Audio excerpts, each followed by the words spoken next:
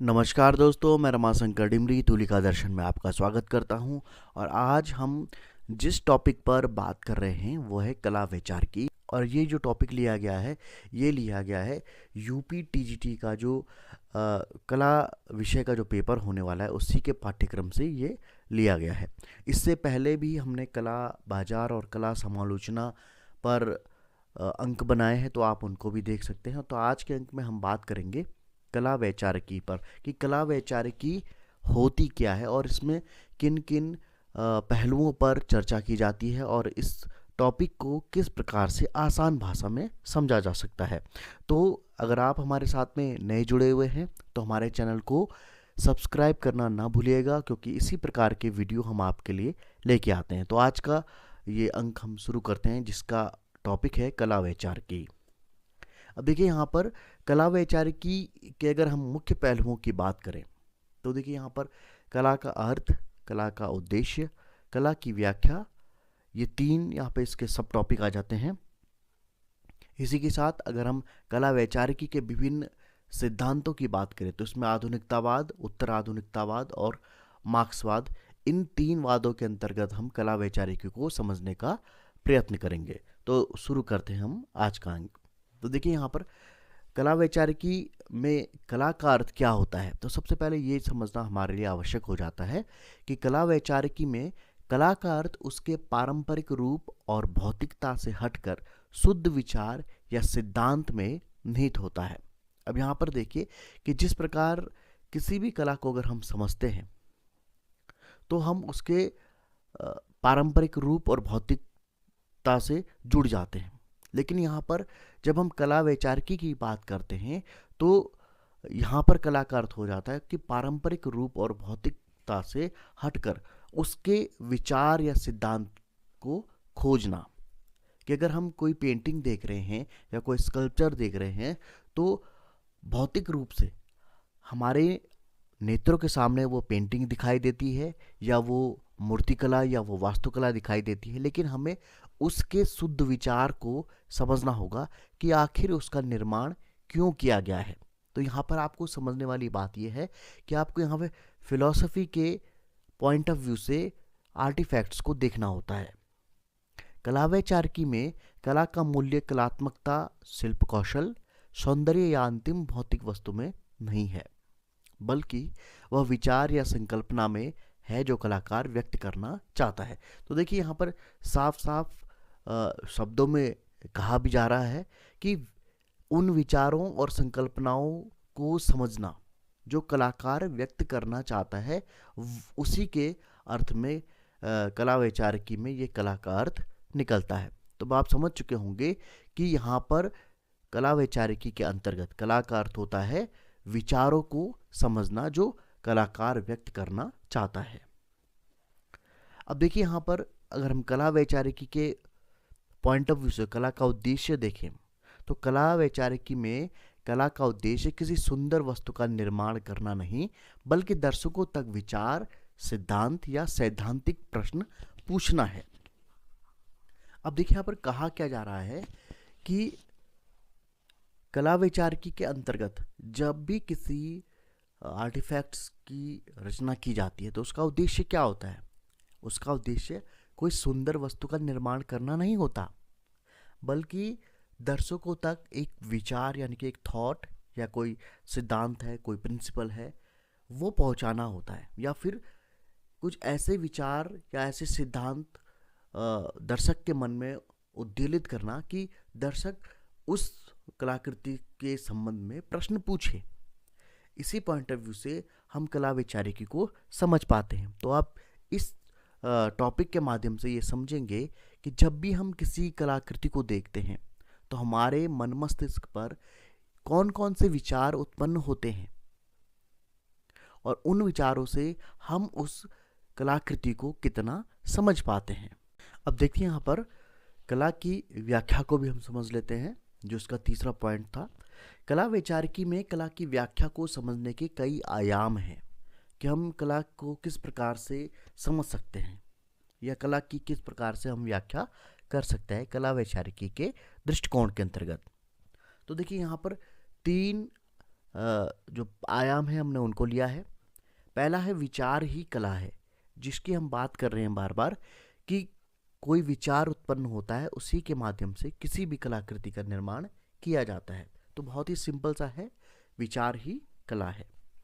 दूसरा है विभौतिकीकरण यानी डिमेटेरियलाइजेशन। अब यहाँ पर ये विभौतिकीकरण क्या होता है इसको समझ लेते हैं।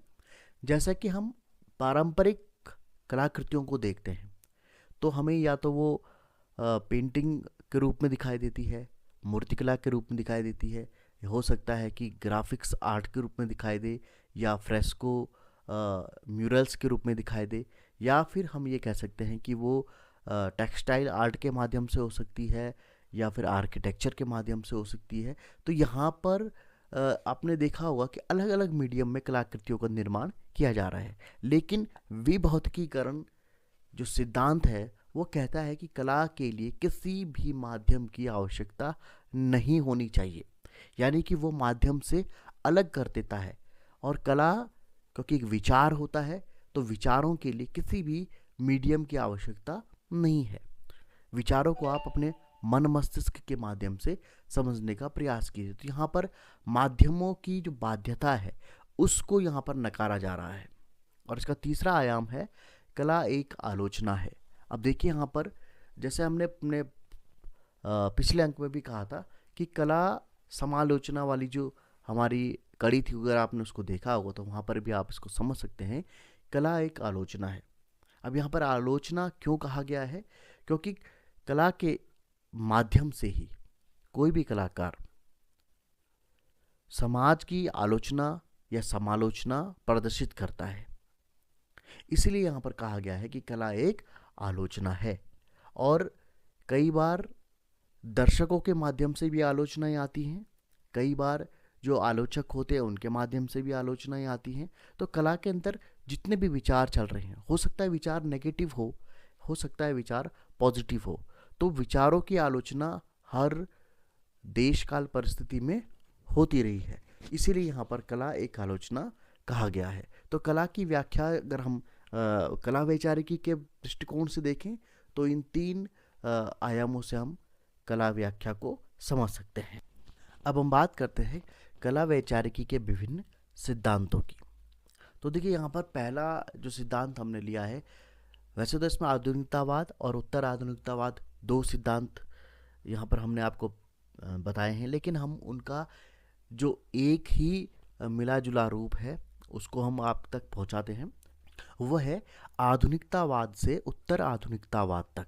अब यहाँ पर देखिए, कला वैचारिकी में आधुनिकतावाद कला की वह श्रृंखला है जो 19वीं सदी के अंत से लेकर 20वीं सदी के मध्य लगभग 1960 तक हावी रहती है।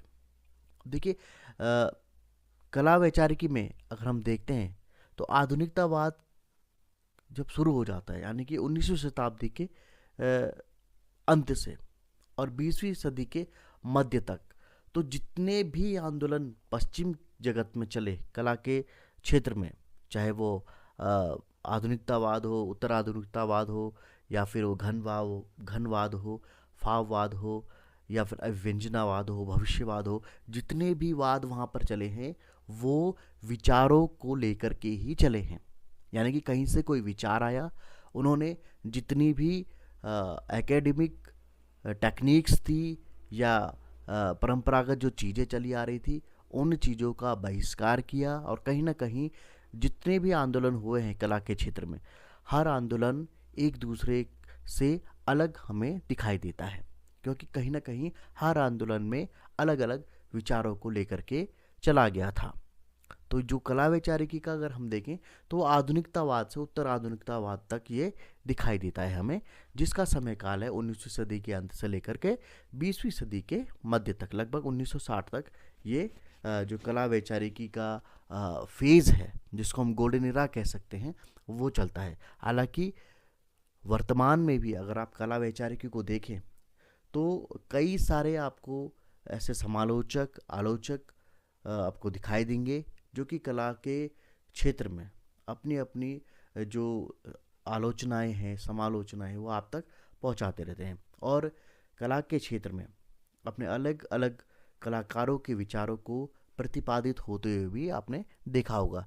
आज हम मॉडर्न आर्ट की बात करते हैं, कहीं ना कहीं हम पॉप आर्ट की बात करते हैं या फिर ग्राफिटी आर्ट की बात करते हैं। तो ये शुरुआत में ये एक विचार थे, कहीं ना कहीं किसी न किसी कलाकार के मन में ये विचार था और उसने उस विचार को जब प्रतिपादित किया तो कहीं ना कहीं जो तत्कालीन उनके सहायक रहे होंगे या उनके साथ में काम करने वाले अन्य कलाकार रहे होंगे, उन्होंने उनके उन विचारों को आगे ले जाने का कार्य किया।